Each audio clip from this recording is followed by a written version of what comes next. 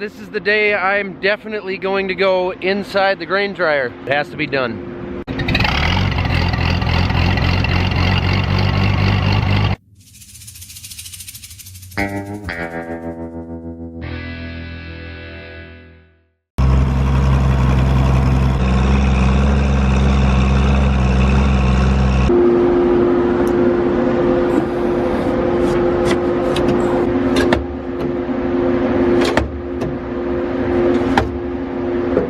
A little closer now. This all seems a little lighter and fluffier this year, which is good. That's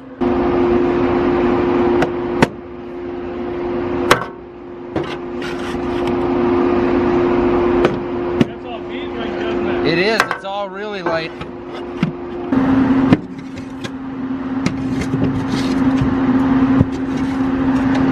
So this is the middle column of the three. There is way more room inside here and way less stuff.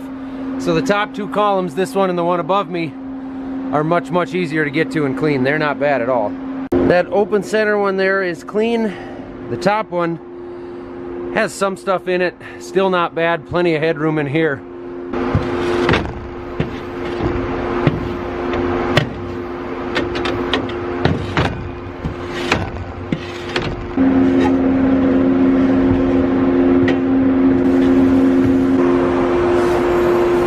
I'm gonna call that good enough. And that's a bucket load. Aww.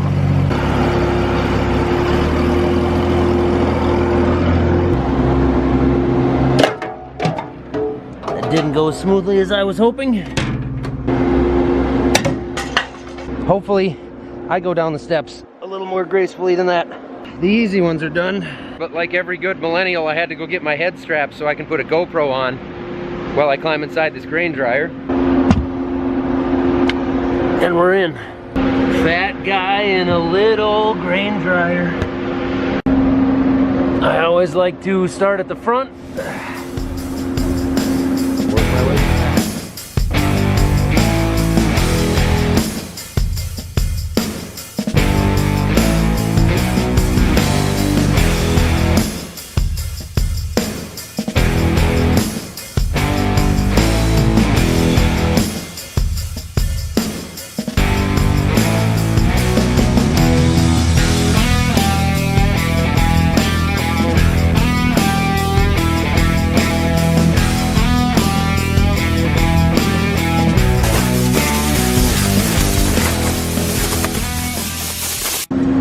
And finish shoveling up the disaster.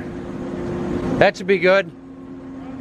Okay, the next thing you gotta do before you wash the dryer is always remember to set up a time lapse with the GoPro on the grain lake. All right, dogs. I'm gonna see if I can figure this out. There we go.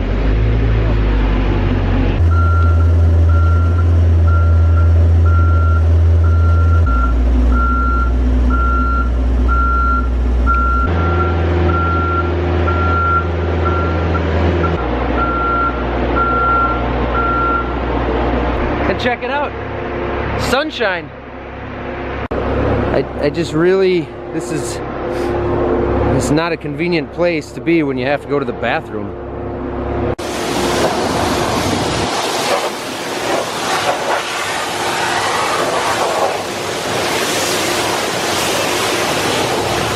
Ew. This thing doesn't have four-wheel drive.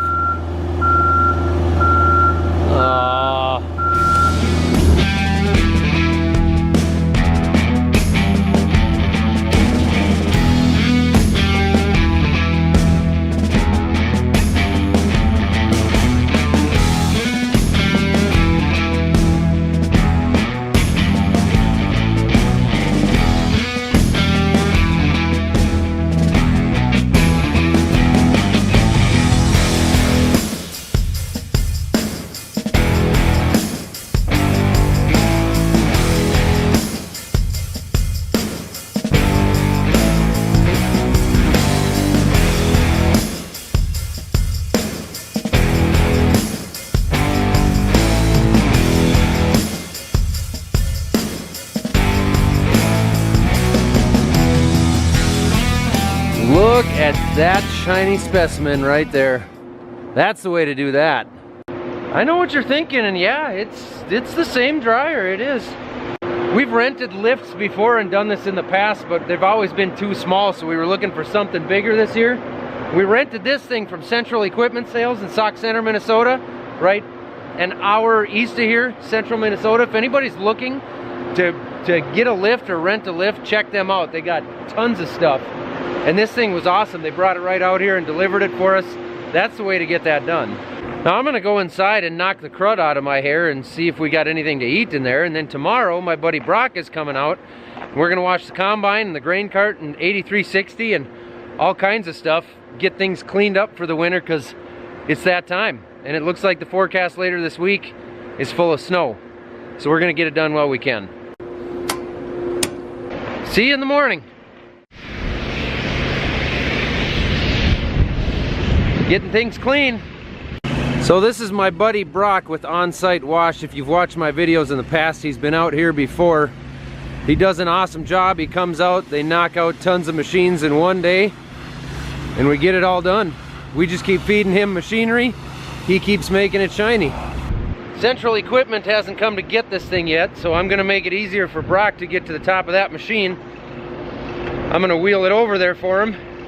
Then he can use it to get up above the combine and really get things clean, you know, get the cab corn off.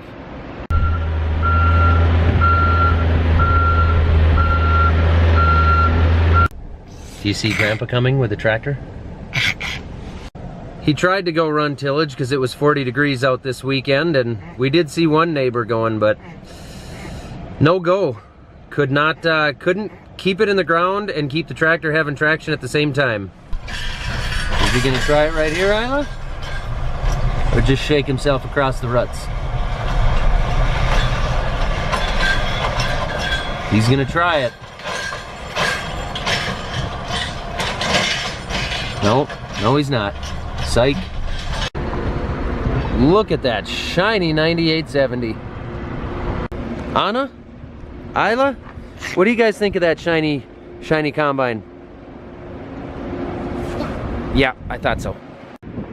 I wrecked my back and I can't stand up straight.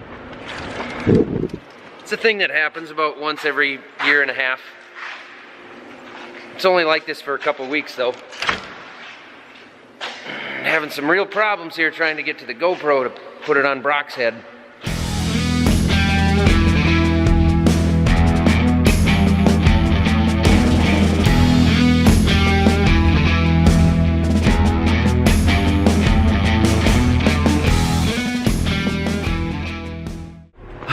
Guys, here's what's happened. I'm sorry I've left you hanging. Last week on wash day, actually the day before when I was washing the grain dryer, I had a back issue. It's something that happens every couple of years, but it's bad. I don't know exactly what causes it, but about every 2 years my back will spasm out and I literally cannot walk for a few days. It takes 2 to 3 weeks to fully go away. I can still feel it today. I would try and get closer if I was you. Get to the west more. Back up an inch. I was basically completely down and out for 2 to 3 days. Meanwhile, they got everything washed up and we ended up getting about 6 inches of snow. By the time I was just barely able to walk, I ended up having a really full schedule. I went down to Minneapolis, St. Paul area to do a talk with a group of people there at the Theater of Public Policy. There ended up being about 100 people in the audience in attendance where they interviewed me about who I am as a family farmer and who family farmers are in the United States. Thank you so much for being here. Cheers. Cheers. Yes. If I climb to the top of our grain lake, 100 feet in the air, and I look out around our county or our township, however far I can see from the top of there, and I look at everybody's farm place, it is all family farms. You know, what you're going to think when you think of a family farm is going to be your own definition, right? So a lot of people have the romanticized thought of the guy on the old farm-all tractor with the straw hat, and that's your family farm, right? There's not a lot of those anymore, and when I look at that, you know, that's just the way it is. The same way as you walk out on the streets here, there's not a lot of horse and buggies out there anymore. Can you have a small farm? Is there a way to make that work economically? Like a very small farm, potentially? Yeah, absolutely. Yeah, I mean, there's a place for everybody. we are still the same people out there doing what we love to do. On that note, can you all do a big round of applause, everybody? Thanks, John. That was a really good talk. I thought it was a really good opportunity to be able to connect with some people who don't get to talk to farmers and don't get to meet farmers and see what goes on in the rural areas out here. Straight back about 8 feet. 6 inches. Yep. That's what she said. Immediately after all that, I had to head straight back down to St. Paul again, where I spent a couple of days at the American Public Media radio station recording multiple episodes of the Fieldwork podcast. Check. Check. What are you doing? Season 2 of the Fieldwork podcast. Without me? Get in your seat. Let's go. There's, All right, there's let's no do time it. to waste. But Zach, what are we going to talk about? We're going to talk about all kinds of cool things. See, How- when there's a mic in front of me, I feel like I have to rotate around it now because I'm a professional podcaster. Get those out of here. So I was in the station with the people from Minnesota Public Radio, recording that with Mitchell Hora from Continuum Ag. There will be a second season of that, so keep an eye out for that. This thing is all shiny again.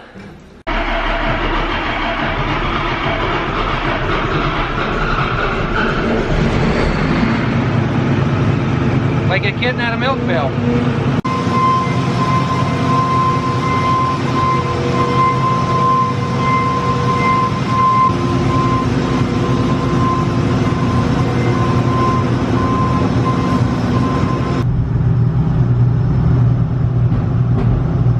Speaking of podcasts, we've had a lot of questions about the Off the Husk podcast. Now that harvest is over and we've cleaned up and we're restacking everything and getting ready for the new year, yes, there will be more Off the Husk podcasts. In fact, we've got 2 of them lined up to record for tomorrow night. So I'm hoping we can really start pumping out the Off the Husk podcast because I know some of you really love those.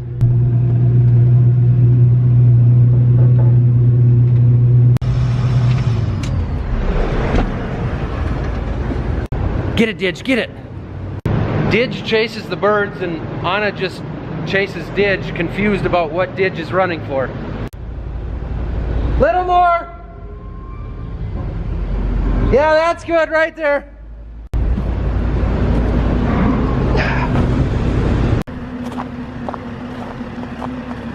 Now here is something that's really crazy. This afternoon I spent a bunch of time dealing with a very popular daytime talk show who I can't really tell you who it is, but what I can say is I was interviewed, I'm on the show, but it won't come out until January. It's not a big spot, but it's pretty crazy. Honestly, I was just excited to be a part of something that goes on with America's farmers. It's not like this was a super unique situation. I just thought it was such a fun thing to honestly be a part of and showcase to people because I have this platform.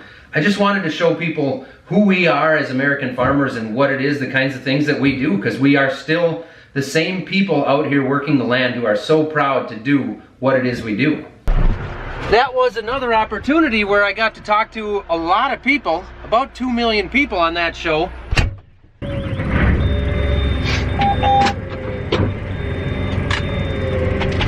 Clearly that is an audience where there are a lot of people who are not connected and don't have the opportunity to see what it is we do out here in the family farms in America.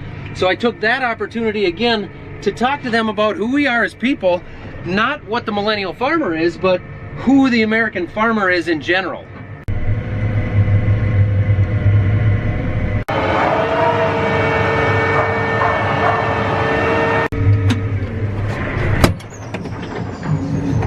Next week, in just a few days here, December 11th through the 13th, I'm actually headed down to Omaha, Nebraska for FBN's annual Farmer to Farmer conference down there.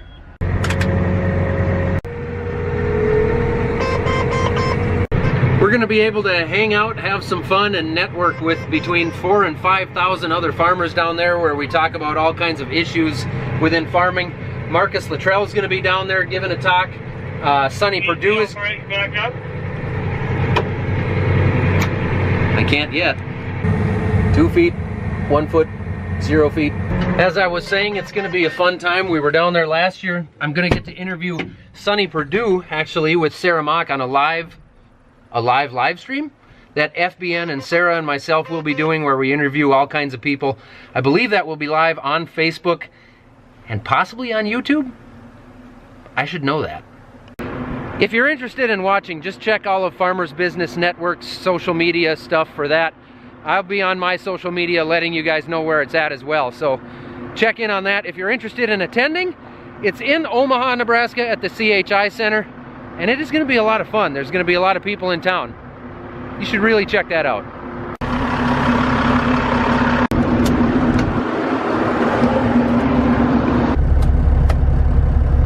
Speaking of Farmers Business Network, we ordered a whole bunch of chemicals from them last week.